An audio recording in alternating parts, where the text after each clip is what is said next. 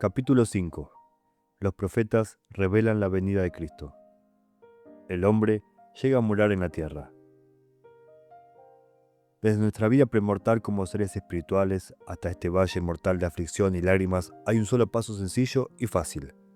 La vida es una esfera celestial. En la presencia eterna está separada de la vida en este mundo caído por apenas un aliento. Ese único paso es el nacimiento, y el aliento de diferencia que divide a los hombres espirituales de los hombres mortales es el aliento de vida.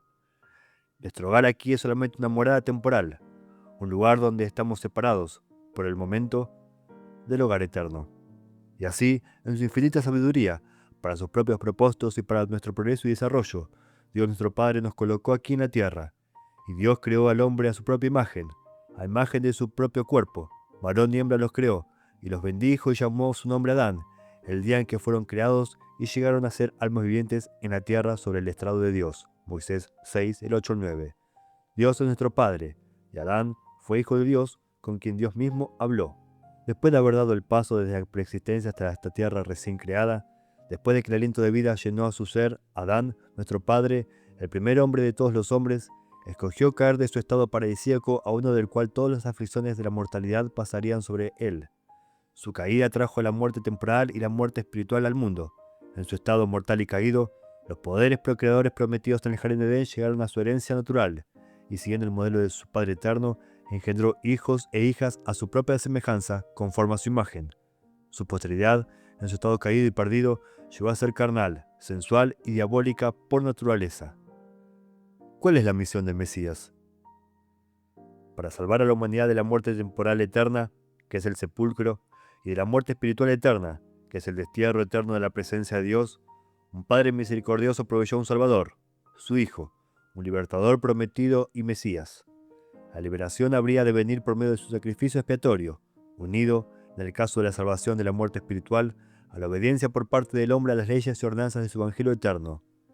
En la sabiduría de Dios, esta expiación infinita y eterna haría que todos los hombres salieran del sepulcro, rescatándolos así de la muerte temporal, y llevaría a los santos creyentes y obedientes de regreso a la presencia de Dios, lo cual es vida eterna, rescatándolos así de la muerte espiritual. La inmortalidad, que es la resurrección, es un don gratuito para todos los hombres. La vida eterna, que es la clase de vida que Dios vive, está reservada para aquellos que son verdaderos y fieles en todas las cosas. Así se establece la naturaleza probatoria del estado mortal del hombre. El Mesías prometido debe, por tanto, ser el Hijo de Dios, quien hereda de su Padre el poder de la inmortalidad mediante la cual puede llevar a cabo, por medio de su muerte redentora, la inmortalidad y la vida eterna del hombre. Él debe ser la resurrección y la vida. El Mesías llega a ser así aquel por medio de quien viene la salvación. El Evangelio de Dios, que es el pan de salvación, llega a ser su Evangelio. El Mesías se presenta, así, como el mediador entre Dios y el hombre, como el abogado del hombre ante el Padre, como aquel que aboga por la causa de los hermanos en los tribunales celestiales. El Mesías se presenta así como el Dios de su pueblo, su Salvador y su Redentor, el Dios de Israel, el revelador de la vida eterna, el Señor de los ejércitos. El Mesías es Cristo. Cuán alejados están de estas verdades salvadoras los miles de millones de no cristianos que habitan la tierra. Ellos no conocen ni al Padre ni al Hijo, y carecen del conocimiento que conduce a esa adoración pura y perfecta que limpia y santifica las almas de los hombres. Cuando alejados están de estas verdades salvadoras millones de cristianos profesos, aún no han comprendido que Jesús, llamado Cristo, es en realidad el Señor Jehová de la antigüedad, que sus verdades de la salvación se han derramado en una dispensación del Evangelio tras otra desde los días de Adán hasta el presente, y que un Dios inmutable tiene nuevamente profetas sobre la tierra que ministran en su nombre con poder para atar y sellar. Cuán lejos han apartado a la que una vez fue la raza escogida del conocimiento de su Mesías, se ve en esta declaración que resume su concepto de liberación. El Mesías que esperamos no ha de ser un Dios, ni una parte de la deidad, ni un hijo de Dios en ningún sentido de la palabra, sino simplemente un hombre eminentemente dotado, como Moisés y los profetas en los días de la Biblia, para llevar a cabo la voluntad de Dios en la tierra en todo lo que los profetas han predicho acerca de él. Su venida, creemos, será la señal de paz universal, libertad universal, conocimiento universal, adoración universal del único eterno, objetivos todos los de gran importancia y muy dignos de ser atestiguados por la manifestación visible de la gloria divina ante los ojos de toda carne. Así como la presencia del Señor se manifestó en el Sinaí cuando los israelitas estaban reunidos para recibir la ley que fue entregada a su custodia. En los días de este augusto gobernante, la ley, que al principio fue dada como herencia a la congregación de Jacob, llegará a ser la única forma de justicia y de salvación para toda la humanidad, cuando se cumplan en toda su plenitud las bendiciones conferidas a Abraham, Isaac y Jacob, de que en su descendencia serán bendecidas todas las familias de la tierra. Creemos además que el tiempo de este gran acontecimiento está oculto a nuestro conocimiento y solo lo conoce el Creador, que en su debido tiempo regenerará la tierra, eliminará la adoración de ídolos, desterrará todas las creencias erróneas y establecerá su reino firme e inamovible sobre el corazón de todos los hijos de los hombres, cuando todos lo invocarán en verdad y lo llamarán Dios, Rey, Redentor, el que fue, es y será por los siglos de los siglos. Creemos que el tiempo puede ser distante, separados por miles de años, pero esperamos con confianza su venida, con plena seguridad de aquel que ha preservado tan milagrosamente a su pueblo en medio de tantas pruebas y peligros, es capaz y estar dispuesto a cumplir todo lo que ha prometido, y que su poder ciertamente realizará lo que su bondad ha anunciado, y que no descansará en el cumplimiento de su palabra hasta que todo el mundo reconozca su poder y un incienso incesante ascienda en su santo nombre desde la salida del sol hasta su puesta, cuando los altares de la falsedad se derrumben y el dominio de la incredulidad sea barrido de la faz de la tierra. Dios da su evangelio al hombre. Cristo es el Mesías prometido por medio de quien viene la salvación. Y así, un ángel del Señor manda a Adán: harás todo lo que hagas en el nombre del Hijo, y te arrepentirás e invocarás a Dios en el nombre del Hijo para siempre. Entonces, por el poder del Espíritu Santo, Adán, en su estado perdido y caído, oyó la voz del cielo que decía: soy el unigénito del Padre desde el principio, desde ahora y para siempre, para que así como has caído, pueda ser redimido y toda la humanidad, sí, cuantos quieran. Y Eva, sabiendo lo que estaba enseñando, proclamó las bendiciones que le fueron dadas mediante la caída y la redención, diciendo: de no haber sido por nuestra transgresión, nunca habríamos tenido posteridad, ni jamás habríamos conocido el bien y el mal, ni el gozo de nuestra redención, ni la vida eterna que Dios concede a todos los obedientes. Comenzando de este temprano día, ese Dios que no hace acepción de personas y por quien las almas de todos los hombres en todas las épocas son igualmente preciosas, empezó a revelar el plan de salvación a sus hijos mortales. El conocimiento de un libertador les fue dado a conocer. Se les prometió salvación por medio de la obediencia a las leyes y ordenanzas del Evangelio del Mesías, y se promulgó el decreto: creed en su Hijo unigénito, sí, en aquel que declaró que vendría en el verano de los tiempos, el cual fue preparado desde antes de la fundación del mundo. Entonces, el registro dice: y así comenzó a predicarse el Evangelio desde el principio, siendo declarado por los santos ángeles enviados desde la presencia de Dios, y por su propia voz, y por el don del Espíritu Santo. Y así todas las cosas fueron confirmadas a Adán por una santa ordenanza, y el Evangelio fue predicado, y se promulgó un decreto de que estaría en el mundo hasta el fin de él, y así fue. Este mismo Evangelio fue revelado a Enoc, Noé y Abraham, a Melquisedec, Moisés y Moreáncomer, a los Caderitas y los Nefitas, y en la medida que lo recibieron, a los profetas y apóstoles de todas las épocas y en todos los continentes. Fue restaurado de tiempo en tiempo en nuevas y gloriosas dispensaciones, especialmente y de manera particular en el meridiano de los tiempos por el mismo Hijo de Dios. La dispensación final de gracia es aquella en la que ahora vivimos, la dispensación de José Smith, la dispensación que prepara a un pueblo para la segunda venida del Mesías. En todas estas dispensaciones, el plan de redención y salvación ha sido el mismo, a saber, que la salvación viene por medio de la sangre expiatoria de aquel a quien el Dios Todopoderoso envió para expiar los pecados del mundo. En todas estas dispensaciones los fieles han recibido el mismo evangelio, han conocido las mismas verdades, se han regocijado en el mismo conocimiento, han disfrutado de los mismos dones del Espíritu y han tenido la misma esperanza de vida eterna. En todas estas dispensaciones, siguiendo el modelo establecido en los días de Adán, aquellos que han recibido el evangelio eterno han oído la voz de Dios, han recibido el ministerio de ángeles y han poseído el don del Espíritu Santo. En todas estas dispensaciones, la salvación ha estado en Cristo. Aquellos que han recibido el Evangelio lo han recibido a Él, y por la fe han obtenido la paz en esta vida y la seguridad de la vida eterna en las moradas que están preparadas. El Mesías revelado a los hombres. Nuestras fuentes de conocimiento concernientes al Rey Mesías se remontan todas a Dios, quien es nuestro Padre. Todo testimonio verdadero y autorizado acerca de Cristo ha venido por el poder del Espíritu Santo, ha sido plantado y sellado en el corazón de los hombres por el Espíritu Santo. Sin embargo, para conveniencia en el estudio, podemos clasificar apropiadamente las declaraciones mesiánicas en las siguientes categorías. Primero, las pronunciadas por boca de Dios, ya sea el Padre o el Hijo. Segundo, las revelaciones dadas por el Espíritu Santo a todos los que se preparan para recibir las impresiones de este divino revelador. Tercero, proclamaciones angelicales dadas a hombres, mujeres y niños justos.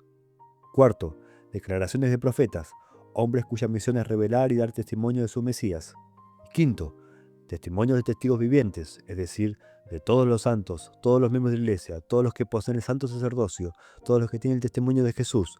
En un sentido apropiado, todos estos santos profetas, profetas para sí mismos y para sus familias, en contraste con aquellos que llevan el manto profético que los obliga a proclamar y a enviar el testimonio de la verdad a todo el mundo. Sexto, aquellos que están registrados en las Santas Escrituras y que aquí quedan preservados para que todos los hombres lo estudien y lo mediten.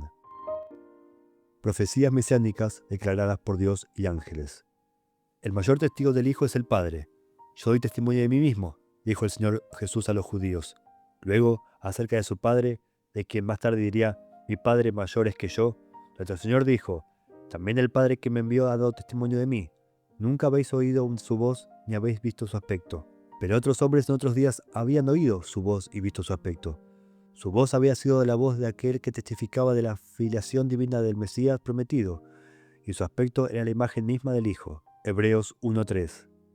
En verdad, la ley eterna del Señor es, nadie ha visto a Dios jamás, sino aquel que ha dado testimonio de su Hijo.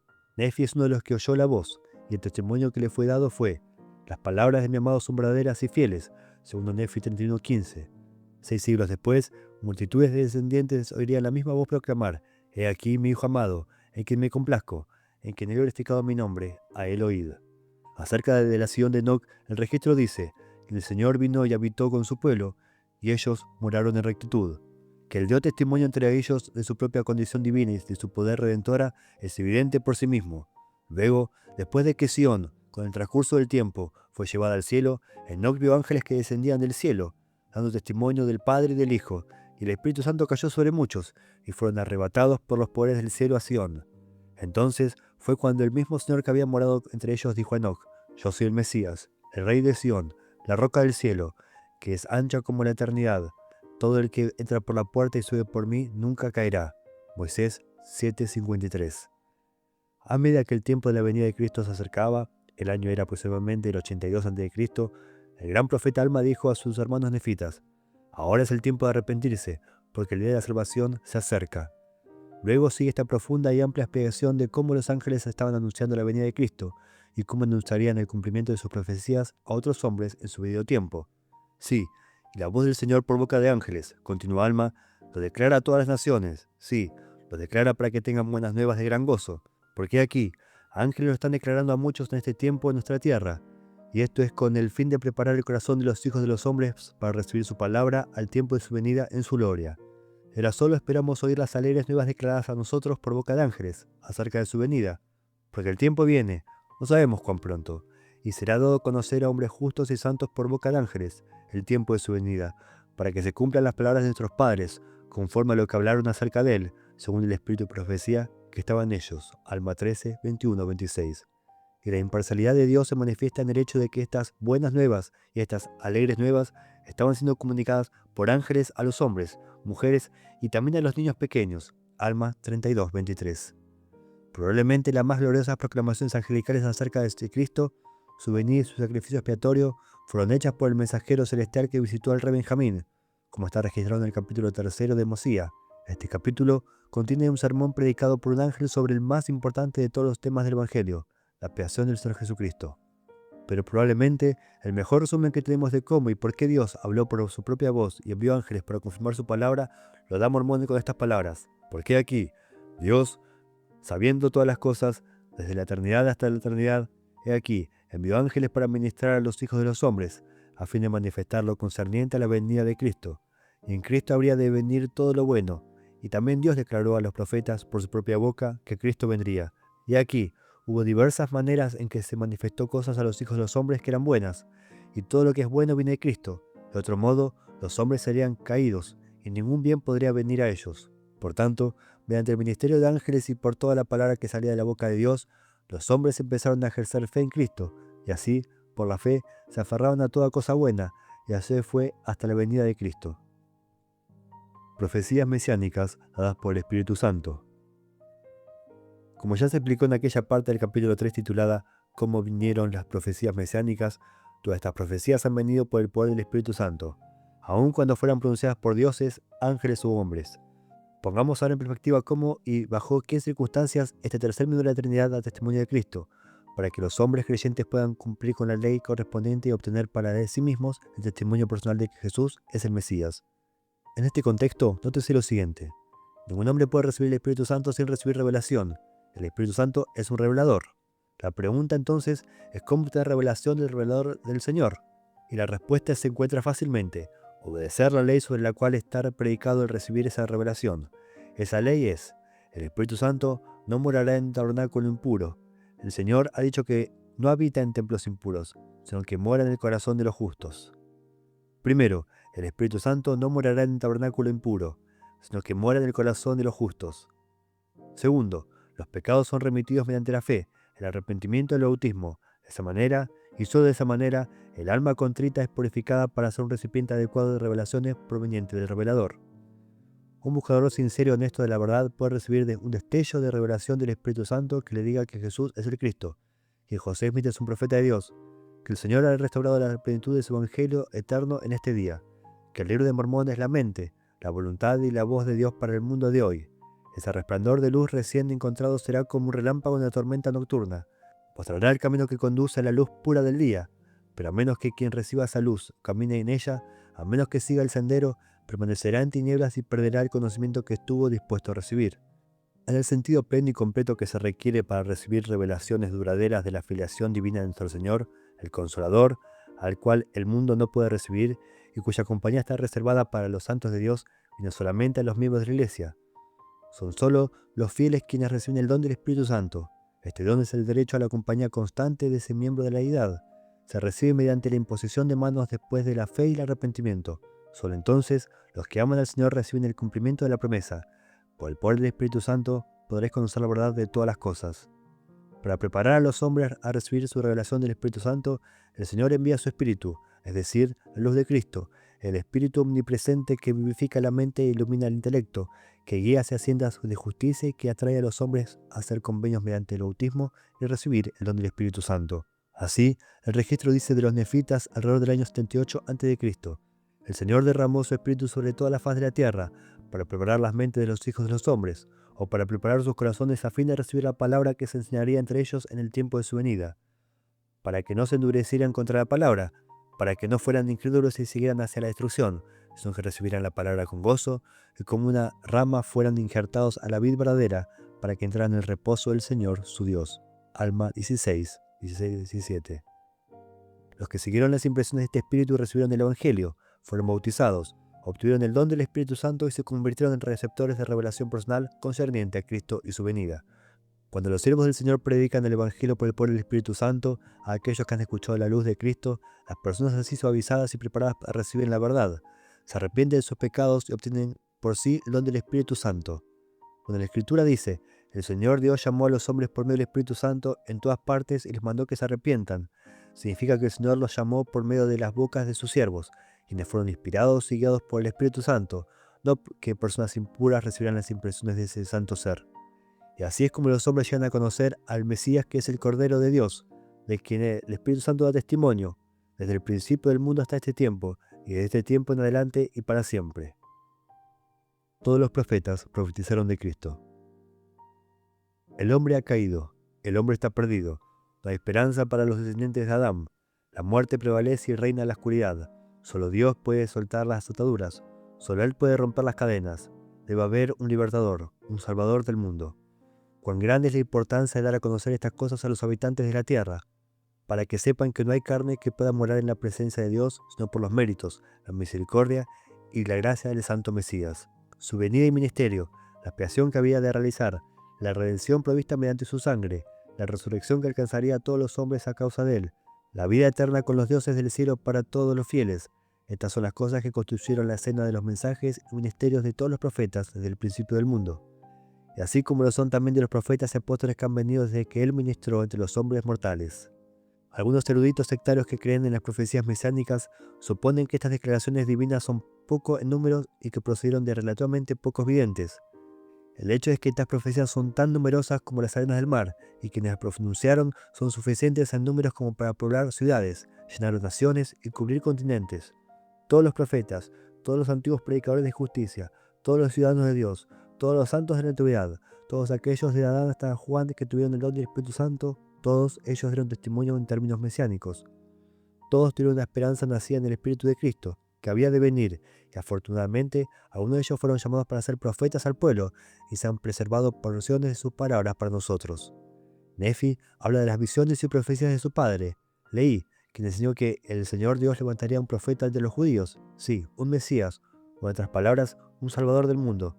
Y también habló de los profetas, de cuán grande era el número que había testificado estas cosas acerca de este Mesías y quien había hablado o de este Redentor del mundo. El hermano de Nefi, Jacob, dice acerca del pueblo nefita: también tuvimos muchas revelaciones y el espíritu de mucha profecía, por tanto, supimos de Cristo y de su reino que habría de venir. Sabíamos de Cristo y teníamos la esperanza de su gloria muchos cientos de años antes de su venida. Y no solo nosotros mismos teníamos la esperanza de su gloria, sino también todos los santos profetas que fueron antes de nosotros. Jacob 4:4. Luego Jacob recita las grandes y eternas verdades relacionadas con la expiación, y dice: no somos los únicos testigos de estas cosas, porque Dios también les habló a los profetas de antaño. Jacob 4:13. En su contienda con el anticristo Jerem, Jacob testificó: ninguno de los profetas han escrito ni profetizado sin que haya hablado de este Cristo. Por parte de uno de los sermones más grandiosos jamás pronunciados sobre la expiación, el predicador angélico dijo al rey Benjamín: el Señor Dios ha enviado a sus santos profetas entre todos los hijos de los hombres, para declarar estas cosas a toda tribu, nación y lengua, para que todo aquel que creyera que Cristo habría de venir pudiera recibir la remisión de sus pecados y regocijarse con sumo gozo, como si Él ya hubiera venido entre ellos. Abinadí, quien tenía el don de hablar con franqueza y firmeza, dejando un testimonio que no podía ser refutado, preguntó: ¿acaso no les profetizó Moisés acerca de la venida del Mesías y que Dios remediaría a su pueblo? Sí, y aún todos los profetas que han profetizado desde que el mundo comenzó, ¿no han hablado más o menos de estas cosas? ¿No han dicho que Dios mismo descendería entre los hijos de los hombres y tomaría sobre sí la forma de hombre y andaría con gran poder sobre la faz de la tierra? Sí. ¿Y no han dicho también que Él efectuaría la resurrección de los muertos y que Él mismo sería oprimido y afligido? Y añadió: todos los santos profetas han profetizado acerca de la venida del Señor. Nefi, hijo de Lamán, comenta acerca del alcance del testimonio profético de nuestro Señor citando el testimonio de Moisés y luego diciendo: Moisés no solo testificó de estas cosas, sino también de todos los santos profetas, desde sus días hasta los días de Abraham. Sí, y aquí Abraham vio su venida y se llenó de gozo y se regocijó. Sí, y aquí os digo que Abraham no solo supo de estas cosas, sino que hubo muchas antes de los días de Abraham que fueron llamados según el orden de Dios. Sí, según el orden de su Hijo. Y esto para que se mostrara al pueblo, muchos miles de años antes de su venida, que la redención llegaría a ellos. Y ahora quisiera que supieseis que, aún desde los días de Abraham, ha habido muchos profetas que han testificado de estas cosas. Entonces nombra a Zenos, Senoc, Esías, Isaías y Jeremías entre ese grupo, y mirando hacia atrás, en casi 600 años de historia nefita añade: Nefi también testificó de estas cosas, y casi todos nuestros padres, hasta este tiempo. Sí, ellos han testificado de la venida de Cristo, y han mirado hacia adelante y se han regocijado en su día que está por venir. Pedro, el apóstol principal de nuestro Señor en la anterior dispensación, citó una declaración mesiánica de Moisés y luego afirmó: sí, y todos los profetas de Samuel en adelante, cuantos han hablado, también han predicho de estos días. En otra ocasión, Pedro dijo de su Señor: de este dan testimonio todos los profetas. Hechos 10:43. Y Esteban, con mordaz ironía, dijo a la turba asesina que lo convirtió en mártir: ¿a cuál de los profetas no persiguieron vuestros padres y mataron a los que anunciaron de antemano la venida del justo, el cual vosotros ahora habéis sido entregadores y homicidas? El rey Mesías ha de venir. Presentaremos ahora, profeta por profeta, doctrina por doctrina y testimonio por testimonio, un resumen del conocimiento que le fue revelado en la antigüedad acerca de aquel que habría de venir para redimir a su pueblo. A modo de introducción, mencionemos a algunos de los hombres inspirados de los tiempos antiguos que conocieron la venida del Mesías y la salvación que vendría por medio de él. Otros profetas serán mencionados y sus enseñanzas dan testimonio y serán analizados, a medida que todo el mensaje mesiánico se exponga línea sobre línea y precepto sobre precepto en los capítulos siguientes. Las verdades mesiánicas fueron reveladas al primer hombre, y él las enseñó a sus hijos y las escribió en el libro de los recuerdos. Su posteridad justa las leyó en las revelaciones registradas y suplicó a Dios que les concediera entendimiento profético personal. Después de nombrar a Adán, Set, Enos, Cainán, Mahalel, Jared y Enoc, la línea de profetas por medio de quienes descendieron los poderes del sacerdocio y las verdades del Evangelio, el inspirado historiador de Moisés concluye: y eran predicadores de rectitud, y hablaban y profetizaban, y llamaban a todos los hombres, en todas partes al arrepentimiento, y la fe fue enseñada a los hijos de los hombres. Luego vinieron los profetas Matusalén, Lamec y Noé, cada uno en su turno, diciendo a las Escrituras que Noé profetizó y enseñó las cosas de Dios, tal como se hizo en el principio. De Noé los poderes proféticos pasaron a Sem y sus descendientes, incluyendo a Melquisedec. Hasta este punto había prevalecido el perfecto sistema patriarcal, y los poderes proféticos y el sacerdocio patriarcal habían pasado de padre a hijo. Melquisedec confirió el sacerdocio a Abraham, y pronto este se extendió entre pueblos y naciones de los que no tenemos conocimiento, extendiéndose sin referencia aparente al perfecto sistema de descendencia patriarcal. Por linaje, pasó a Abraham e Isaac, Jacob, José, Efraín y Manasés, y a los crecientes huestes de Israel. Pero desde Isaías, que vivió en los días de Abraham y de quien no sabemos nada más, pasó sucesivamente a Gad, Jerem, Eliú, Caleb y Jetro, que fue el suegro de Moisés y quien confirió el sacerdocio al mayor profeta de Israel. Doctrina y Convenios 84, del 5 al 16. Todos estos y todos los profetas de Israel cantaron el mismo cántico, el cántico de la gracia redentora que se halla en el propio Hijo de Dios. Isaías, conocido como el profeta mesiánico debido a la multitud de sus declaraciones inspiradas acerca de la venida y misión del Dios de Israel, dio de él, entre muchas otras, declaraciones como estas: «Esperaré pues a Jehová, y en él pondré mi esperanza», dijo, después de profetizar que algunos entre los judíos lo aceptarían, mientras que para otros sería piedra de tropiezo. «Porque aquí Jehová sale de su lugar», proclamó como parte de un pasaje sobre la resurrección. «He aquí que vuestro Dios viene, él vendrá y os salvará», fue consuelo para el afligido de Israel. «Preparad camino a Jehová, porque he aquí Jehová el Señor vendrá con poder», fue parte de su mensaje repetido muchas veces. «Yo Jehová te he llamado en justicia», cita Isaías al Padre diciendo acerca de Cristo, «y te sostendré por la mano, te guardaré y pondré por pacto al pueblo, por luz de las naciones». Como parte de una de sus más largas y maravillosas profecías, afirmó: «Tu Dios reina, Jehová hará volver a Sión. Él será prosperado, será engrandecido y exaltado, y será muy enaltecido». Otros profetas también hablaron de su venida. Por ejemplo, Ageo dijo: «Y vendrá el deseado de todas las naciones». Y esparcidas por los salmos hay numerosas declaraciones inspiradas por el Espíritu como estas: «Bendito el que viene en el nombre de Jehová». Y entonces dije: «He aquí, vengo, en el rollo del libro está escrito de mí. El hacer tu voluntad, Dios mío, me ha agradado y tu ley está en medio de mi corazón». Y fue de este gran conjunto de declaraciones proféticas que él mismo habló cuando, después de su resurrección, dijo a sus apóstoles: «Era necesario que se cumpliese todo lo que se ha escrito de mí en la ley de Moisés, en los profetas y en los salmos». Pero todos estos pasajes bíblicos están ocultos en contextos difíciles. Tienen otros asuntos entrelazados que abren la puerta a la incertidumbre acerca de su verdadero significado, o tienen una aplicación doble, es decir, se aplican tanto a la primera venida de nuestro Señor, cuando estuvo sujeto a los hombres mortales, como a su segunda venida, su gloriosa aparición, cuando todos los hombres estarán sujetos a Él. Para que pudieran entenderse después de su ministerio mortal entre ellos, las Escrituras dicen acerca de sus antiguos discípulos. Entonces les abrió el entendimiento para que comprendiesen las Escrituras. Lucas 24, 25. Los profetas nefitas revelan a Cristo.